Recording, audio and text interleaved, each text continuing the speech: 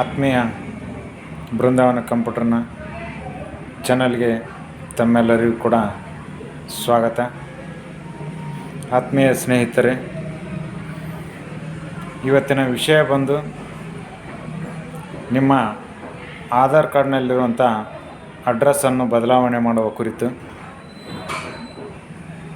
ಈ ದಿನ ಆಧಾರ್ ಕಾರ್ಡನ್ನು ಬದಲಾವಣೆ ಮಾಡಲು ಯಾವುದೇ ದಾಖಲಾತಿಗಳು ಬೇಕಾಗಿಲ್ಲ.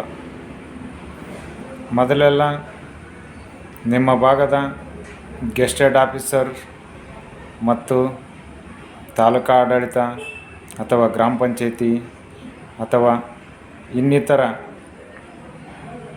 ಅಧಿಕಾರಿಗಳಿಂದ ನಿಮ್ಮ ವಿಳಾಸವನ್ನು ದೃಢೀಕರಿಸಿ ತದನಂತರ ಆಧಾರ್ ವೆಬ್ಸೈಟಿಗೆ ಅಪ್ಲೋಡ್ ಮಾಡಿದಾಗ ಮಾತ್ರ ನಿಮ್ಮ ಆಧಾರ್ ಕಾರ್ಡ್ ಅಡ್ರೆಸ್ ಚೇಂಜ್ ಆಗ್ತಿತ್ತು. ಆದರೆ ಈಗ ಅತಿ ಸುಲಭವಾಗಿ ಆಧಾರ್ ಕಾರ್ಡ್ನಲ್ಲಿ ಅಡ್ರೆಸ್ ಬದಲಾವಣೆ ಮಾಡಬಹುದು. ಹೇಗೆಂದರೆ, ನಿಮ್ಮ ಅಡ್ರೆಸ್ಸಿಗೆ ನಿಮ್ಮ ಪತ್ನಿಯ ಅಡ್ರೆಸ್ ಬೇರೆ ಕಡೆ ಇರುತ್ತೆ. ಅಂದರೆ ಮದುವೆಯಾಗಿ ನಿಮ್ಮ ಪತ್ನಿಯ ಅಡ್ರೆಸ್ ತವರು ಮನೆಯಲ್ಲಿರುತ್ತೆ. ಆ ವಿಳಾಸ ಗಂಡನ ಮನೆಗೆ ಮಾಡಿಕೊಳ್ಳಬೇಕಾದ್ರೆ ಇವಾಗ ಈಸಿಯಾಗಿ ಒಂದು ಗಂಡನ ಆಧಾರ್ ಕಾರ್ಡ್ ಮತ್ತು ಅಡ್ರೆಸ್ ಬದಲಾವಣೆ ಮಾಡಿಕೊಳ್ಳುವಂಥ ಆಧಾರ್ ಕಾರ್ಡ್, ಅವೆರಡು ಆಧಾರ್ ಕಾರ್ಡಿಗೆ ಮೊಬೈಲ್ ನಂಬರ್ ಸಂಖ್ಯೆ ಲಿಂಕ್ ಆಗಿರಬೇಕು. ಹಾಗಿದ್ದರೆ ಈಸಿಯಾಗಿ ಅಡ್ರೆಸ್ ಬದಲಾವಣೆ ಮಾಡಿಕೊಳ್ಳಬಹುದು. ಮತ್ತು ತಂದೆಯ ಅಡ್ರೆಸ್ಸಿಗೆ ಮಗನ ಅಡ್ರೆಸ್ ಬದಲಾವಣೆ ಮಾಡಿಕೊಳ್ಳಬಹುದು. ಹೇಗೆಂದರೆ, ಮಗನ ವಿಳಾಸ ಬೇರೆ ಪ್ರದೇಶದಲ್ಲಿರುತ್ತೆ, ತಂದೆಯ ವಿಳಾಸ ಬೇರೆ ಪ್ರದೇಶದಲ್ಲಿರುತ್ತೆ. ಈಗ ಅತಿ ಸುಲಭವಾಗಿ ಮಗನ ವಿಳಾಸವನ್ನು ತಂದೆಯ ಅಡ್ರೆಸ್ಸಿಗೆ ಸುಲಭವಾಗಿ ಮಾಡಿಕೊಳ್ಳಬಹುದು.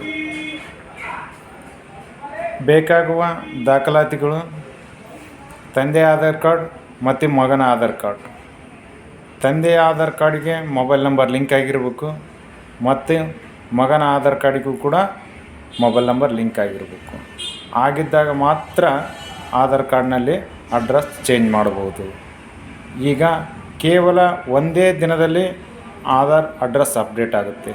ಮೊದಲೆಲ್ಲ 3 ದಿನ ಅಥವಾ 7 ದಿನ ಅಥವಾ 15 ದಿನಗಳ ಕಾಲಾವಕಾಶ ತಗೊಳ್ತಾ ಇತ್ತು Aadhaar card address update ಮಾಡಿಸ್ಬೇಕಾದ್ರೆ.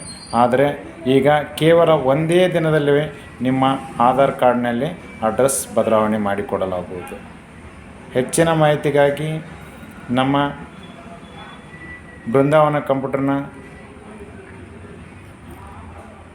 Screen ಮೇಲೆ ಕಾಣುವಂಥ ನಂಬರ್ಗೆ ಕಾಂಟ್ಯಾಕ್ಟ್ ಮಾಡಿ ನಿಮ್ಮ ಆಧಾರ್ ಕಾರ್ಡ್ ವಿಳಾಸವನ್ನು ಬದಲಾಯಿಸಿಕೊಳ್ಳಿ.